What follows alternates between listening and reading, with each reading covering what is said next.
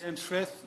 Thank you, Sir David. It's a pleasure to serve under your chair, and I congratulate my colleague for securing this important debate. I would like to focus my remarks this afternoon on one detailed consequence of school underfunding and its impact on an inclusive education system. Rising demand for specialist provision in mainstream schooling, already facing undue burden due to cuts, is resulting in a two-tier education system, the disappearance of different and the disabled from our mainstream schools.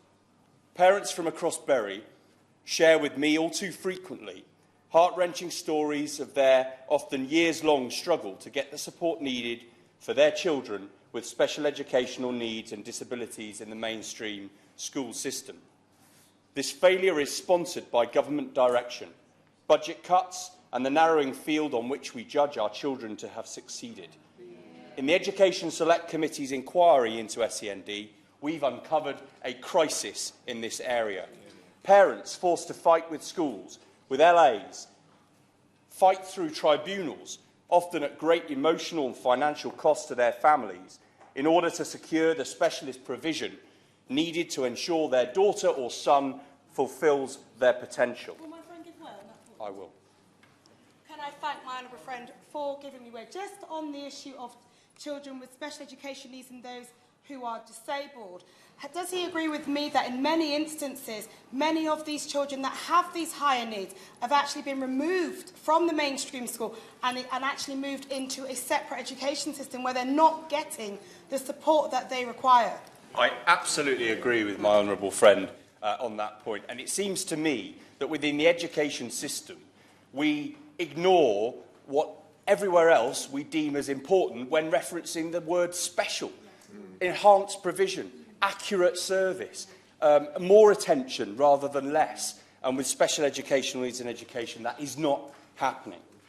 The IFS have concluded between 2010 and 2018, total school spending per pupil fell by 8% in real terms. The Audit Office says schools will need to make efficiency savings of £3 billion by 2020, 8% of the total school's budget.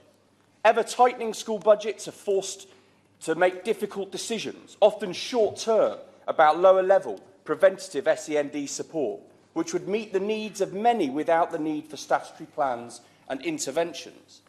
This creates a perverse incentive to push for EHC education, health and care plans because of a failure in mainstream specialist provision. 320,000 children and young people had EHC plans last year, up 35% since 2014. Schools have to find the first £6,000 for an additional need, a cost that's on top of the conversation to date about burdening budgets. The Local Government Association has warned of a £500 million SEND funding gap for 2018-19, and this gap is to increase to £1.6 billion by 2021. Local authorities give evidence to the Select Committee and have spoken how it is politically and practically more palatable to spend an already limited budget facing down the legal challenges that come with rising education tribunals than it is to fund mainstream schooling better in the first place, even though that would be a preventative measure. 90% of decisions are found in favour of parents when appeals go to tribunal, and the number of cases to tribunal has increased year on year since 2014 at an average cost of £6,000, 70 million quid overall.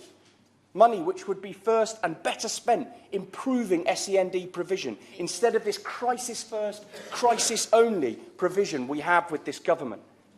At every stage of the government's education system, we see the Tory-touted promise of opportunity become wasted opportunity. Nursery providers forced to ask parents for money, schools riddled with asbestos facing £100 million shortfall, capital funding disappeared, teacher recruitment, retention at crisis point, college funding stagnating, lifelong learning budgets gutted by 32% this decade. So I say to this government, spend more upstream in mainstream. Not just increase the budget, move the money upstream. Reach into the system. Enable a simple change and a change of frame. That's what's required. Our country deserves a world-class education service for all.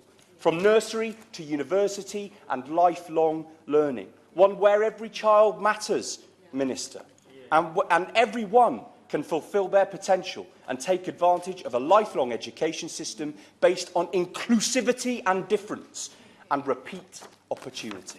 Well done. Very good.